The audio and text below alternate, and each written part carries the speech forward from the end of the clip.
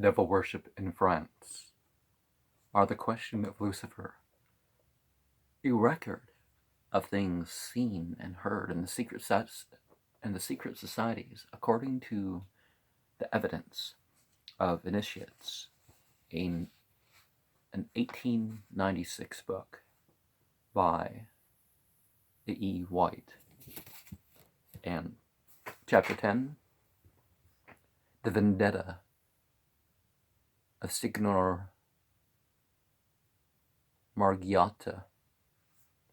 To Signor Domenico Margiotta we owe the most explicit account of the great compact between Mazzini and Albert Pike, which produced the new and reformed Palladium. With this institution he does not attempt to connect the anterior order founded in 1730. For him, the possession of the Templar Baphomet explains the name which it received, and the passage of that idol from its original custodians he leaves in the same uncertainty as Dr. Battelle. Now, obviously there's just rumors. There's no, the Baphomet statue, there's no proof that anybody saw this Baphomet statue, but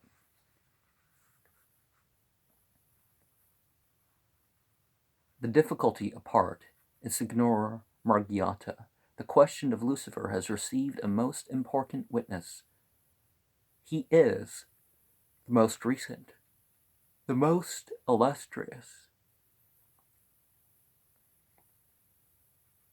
and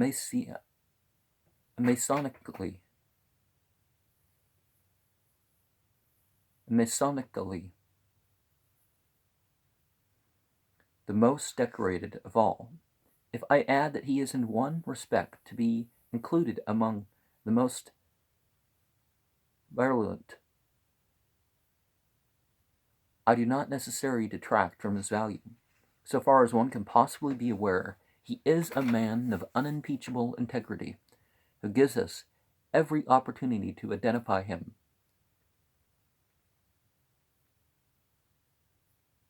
Heraldically, by his arms and emblazonments, historically, by an account of his family, personally, by extracts from the Dizionario Biografico,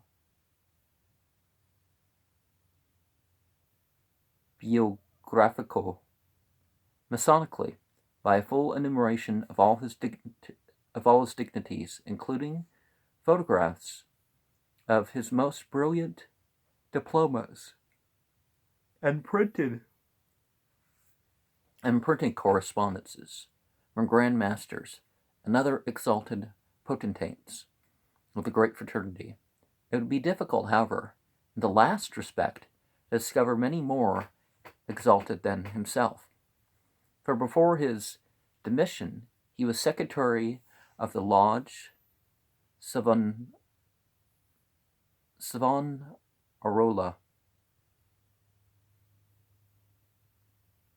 of Florence, venerable of the Lodge Giordano Bruno of Palme, Sovereign Grand Inspector General, 33rd degree, with the ancient accepted Scottish Rite,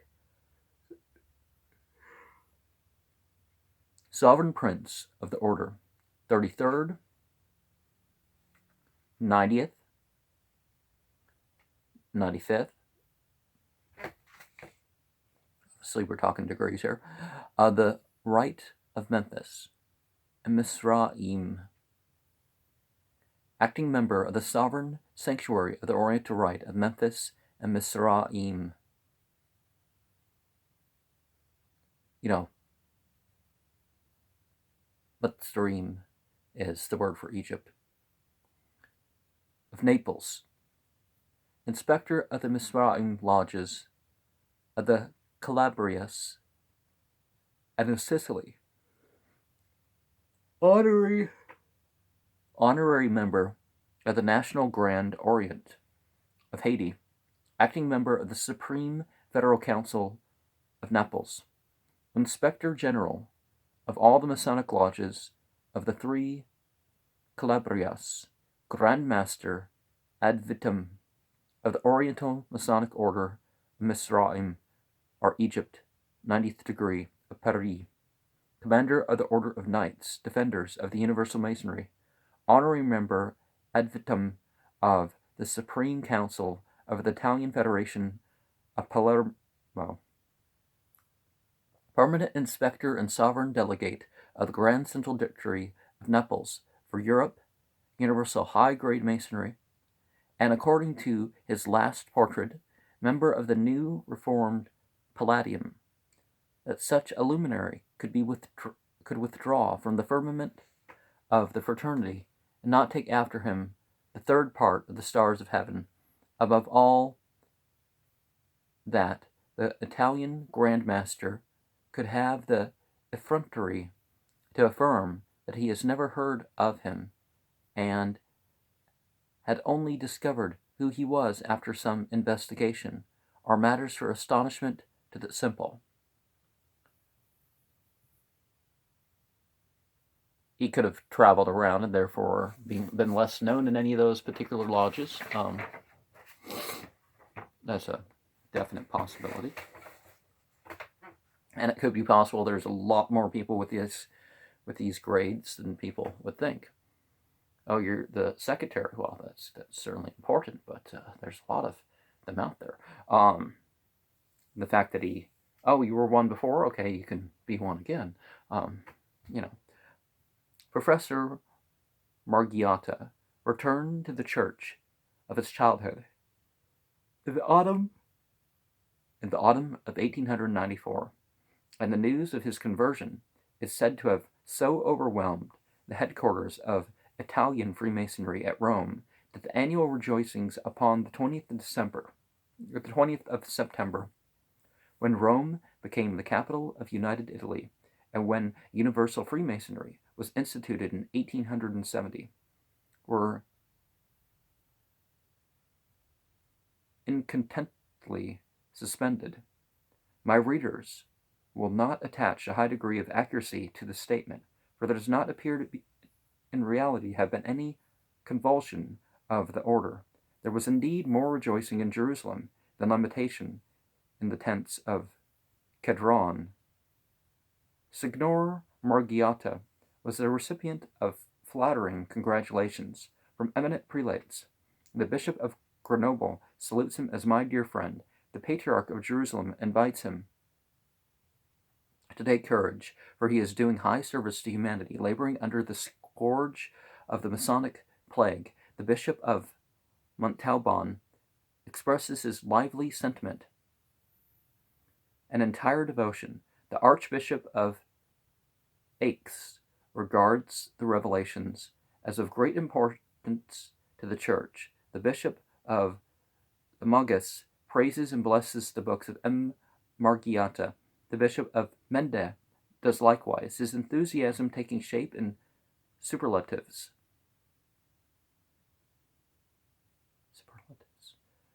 The Cardinal Archbishop of Bordeaux applauds the intention and effort. The bishops of Tarentaise, of Oran, of Pamiers, of Annecy take up the chant in turn, and His Holiness the Pope himself sends the apostolic benediction over the seal of Peter.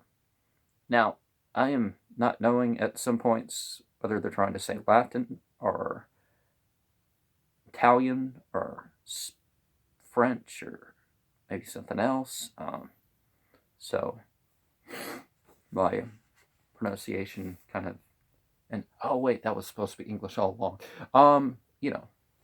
So please excuse some. Why did Signor Margiotta abandon Palladism and Masonry? It was not because these institutions were devoted to the cultus of Lucifer, for I do not gather that he was scandalized by that fact. at that time, when it appears to have become known to him, it was not because of sacrilege and public indecency characterized the rituals of initiation in the case of the Palladian order, where he does not zealously press this charge. It was not, so far as can be traced, because he trembled for the safety of his soul. He does not provide us with a sickly and suspicious narrative of the sentiments which led to his conversion, or the interior raptures which followed it. He does not mention that he was the recipient of a special grace or a sudden illustration. He ceased to believe in Lucifer as the good god because that being had permitted his favored Freemasonry to pass under the supreme direction of a despised personage who is the last of rogues. In other words, Signor Domenico Margiotta has a strong loathing for Signor Adriano Lemmy. He has long and earnestly desired that Freemasonry should vomit him from her breast, but as this has not come to pass, Signor Margiotta decided to vomit himself. Now, when a man embraces religion, he is supposed to forgive his enemies, to do good to them that hate him, and to avoid the propagation of scandals. And when he cannot speak well, to say nothing. This is not the special quality of grace, which attaches to the second 30 M, who has come out of Freemasonry to expose and revile the order. Now,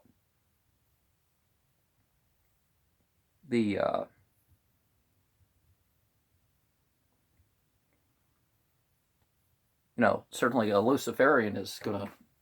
Why can't they bring out the light? If there was really some problem, it's like, oh no, I'm gonna stay secret about that. I'll just be firm in my new faith. It's like, no one says you have to do that sort of thing.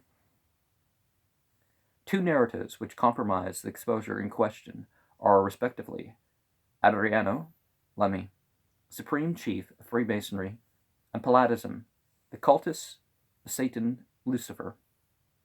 Both these books contain a violent impeachment of the Italian Grand Master, which,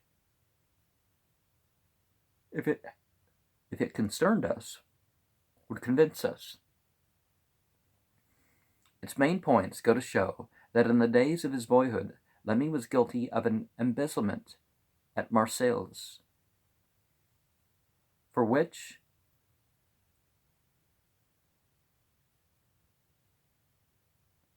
he is said to have suffered at the hands of justice, that he led the life of a Guzman de Alfarache,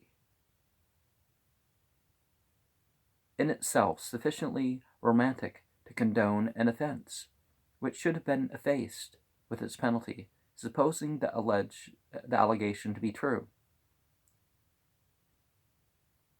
That he subsequently found himself at Constantinople, where he was thrown among the Jews, and is there charged by his accuser with commission of a still more terrible crime. He, in fact, became a proselyte of the gate, and suffered the rite of circumcision. Later on, he is depicted as a political conspirator, an agent and friend of Mazzini, Kossuth, and the patriots of the Revolution, in connection with whom he is made responsible for innumerable villainies, which connect him with the apostleship of dynamite. We may pass lightly over these matters, nor need we delay to inquire after what manner Adriano Lemmy may have amassed the wealth which he possesses, nor what questions on the subject of a monopoly in tobacco may have been raised or dropped in the Italian Parliament. All these points, including Signor Lemmy himself, are as little known as they are of little moment in England, and they are wholly outside our subject, except in so far as they exhibit the methods of his accuser, which indeed are so objectionable in their nature as to go far towards exonerating their object. Signor Margiotta, at any rate, puts himself so clearly in the wrong, and is altogether so virulent as to place the inference of personal animosity almost in the region of certitude.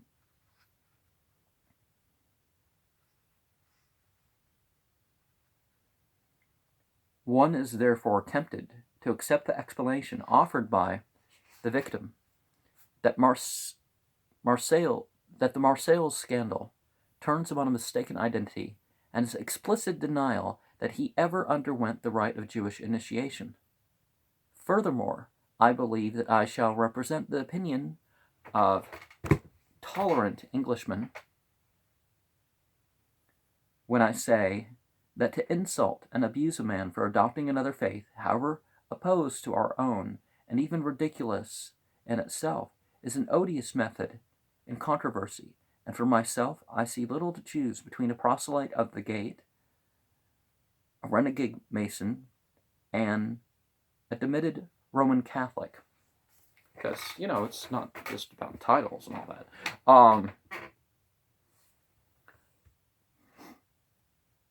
Aside from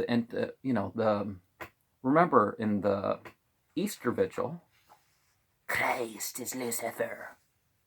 They really really say that, but not in that tone. It doesn't mean devil. And if the Masons put forward an idea of an example in a Lucifer, well, a Christian will look at it and say, oh, Jesus. A Jew might say Daniel or some other prophet. A Zoroastrian might say Zarathustra. Of course, Zoroastrian isn't what they're called.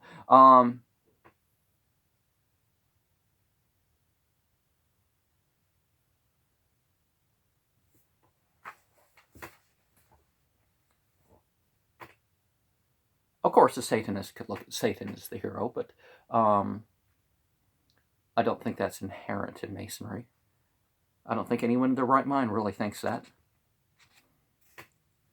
But the Catholics said, oh, it's a Protestant version of the Templar Knights. Okay.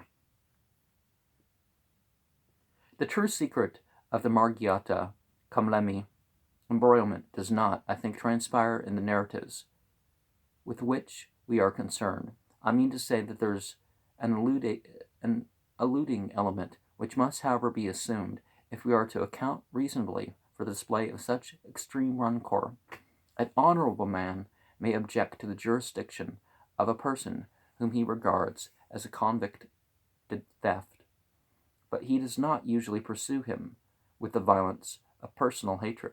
Now, in 1888, Signor Margiotta became a candidate for the Italian Parliament, and he attributes his failure to the hostility of Lemmy, who, prompted by Galphobe tendencies, brought his influence to bear against a person who was friendly to the French nation. I submitted that this assists us to understand the animus of the converted Mason and the lengths to which it has taken him. In all other respects, Signor Margiotta displays the most perfect frankness, and does his best upon every occasion to substantiate his statements by formidable documentary evidence. I repeat, therefore, that much as we may regret his acrimony, he remains a most important witness to the existence of universal Masonry, the existence of the Reformed Palladium, the transfer of the Masonic supremacy at the death of Albert Pike to the Italian Grand Master, and the split in the camp which followed. He claims also that he is personally acquainted with Miss Diana Vaughan. He extols her innumerable virtues in pages of eloquent writing. He even goes so far as to photograph the envelope of a registered letter which he posted at Palmi in Calabria, addressed to that lady in London. He indirectly substantiates the narrative of Corbuccia by a long account of his personal dealings with Giambattista Passini. Descending into the most curious particulars, he publishes the secret alphabet of the Palladium, specimens of litanies addressed to the good god Lucifer. Well, whoever you think the good god is, that is, or by whatever name you call the good god, is probably even more appropriate. That is, as a Freemason and many other secret societies, that is actually what you're saying. You're not actually calling Satan or Lucifer God if you don't want to. And hymns of equivocal tendency attributed to Albert Pike. Finally, he admits that the satanic character of perfect Masonic initiation and contributes a long chapter to swell our recent knowledge upon the subject of apparitions of Satan. Now, if you have a good time, you have your psychological and spiritual breakthroughs in the lodge, and then you join another church, and then you join some church, and that church starts telling you, oh, that was demonic. And then you say, oh, yeah, I didn't think that at the time, but yeah, I guess it was demonic. And that's obviously what's going on here, right? As regards to Universal Masonry, when announcing his demission and conversion to an officer of the lodge, Giordano Bruno at Palmi, Signor Margiotta reveals to him that he and his brethren are ruled, without knowing it, by a supreme right, and that he, Margiotta himself, venerable of the lodge referred to, being a true elect and perfect initiate, constituted the link of connection between the ordinary masonry upon me and this central and unsuspected power. On the same occasion he addressed a long communication to Miss Vaughan, in which he claims that he has ever acted as an honest mason, faithful to the orthodoxy thereof, and having the cause of Charleston at heart. Now, the circumstances which occasioned these statements, and the good faith which seems to characterize them, are presumptive testimony to their truth, and the absence of any evidence, and, merely on a priori considerations, it would be intolerable to suggest that the author, while advertising his changed views upon a solemn subject, was guilty of willful deception. Now, when I did my New Age religion, the New Age religion playlist, the stuff that was on there, the stuff that will be on there, and the stuff that is now on there, I don't think I've lost any material that has appeared on that, but there's something important we have to we should consider. Have to consider. Okay, maybe that's the wrong word. But the thing there is that I didn't promise to keep any secrets. I'm not telling anybody's personal address or their personal secrets. If it's public information about the leader and some issues that happened with him, there are rumors. There are rumors of some improprieties of one sort or another that aren't really my point to say anything about. But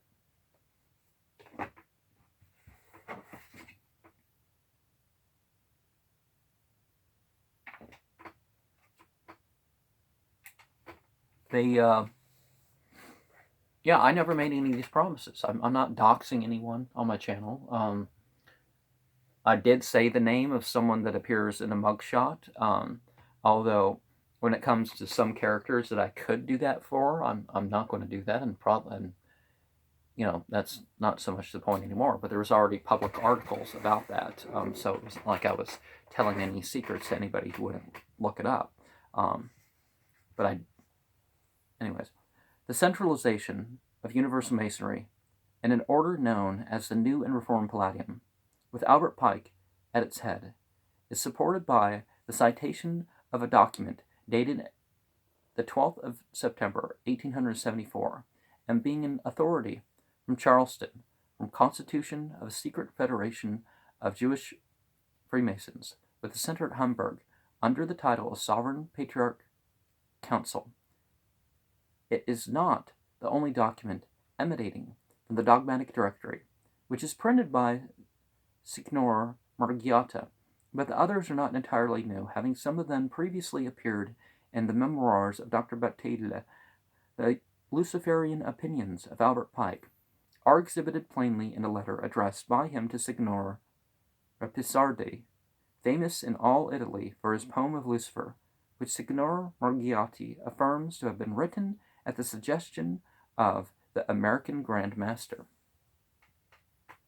But possibly the strongest evidence is less of a documentary kind, the minute account of the warfare waged by Signor Margiotta and other Italian Masons, in which they were helped by Miss Vaughan to prevent the ascension of Lemmy to the sovereign pontificate upon the death of Albert Pike, and the transfer of the centre to Rome seems to bear upon its surface every reasonable sign that it cannot be an invented narrative.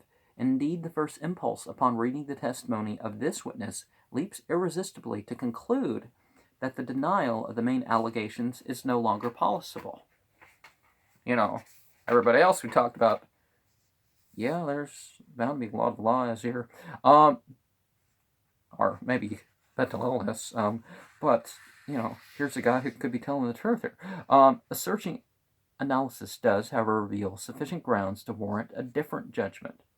In the first place, whereas Signor Margiotta proclaims the supreme power of the Reformed Palladium, the documents which he cites in his support are, for the most part, documents of the ancient and accepted Scottish rite, about the immense jurisdiction of which there is no question. In the second place, the authority of Albert Pike, as it is seen in most of the documents, is in virtue not of the Palladium, but of his position as supreme chief of the supreme mother council of the ancient and accepted Scottish rite. What Signor Margiotta terms universal Freemasonry is not the Palladium at all, but simply the Scottish rite. One of his own diplomas, reproduced at page 120 of Adriano Lemmy, is proof positive of this, and in view of the universal diffusion of this rite, no one would deny it the name. In the third place, the documents of Signor Margiotta as regards the Palladium are not to be trusted, because in one instance a gross imposition has been practiced provably upon him, and he may have been deceived in others. Hence, although he may be a member of a society termed the New and Reformed Palladium, it may not possess the jurisdiction or the history to which it pretends. The fourth place, I deny that the grand central directories, of which I have given particulars derived from Signor Margiotta in my second chapter, are in any sense Palladian directories. That of Nepal's for Europe is said to have 27 triangular provinces, one of which is Manchester, and Mr. John Yarker is said to be provincial Grand Master.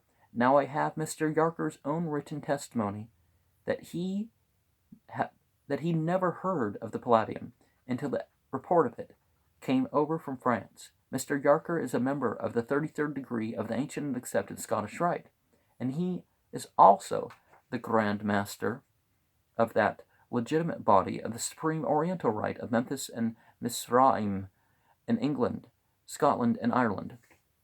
Now, there are side orders of different groups, and what they do of themselves is a lot different of a matter than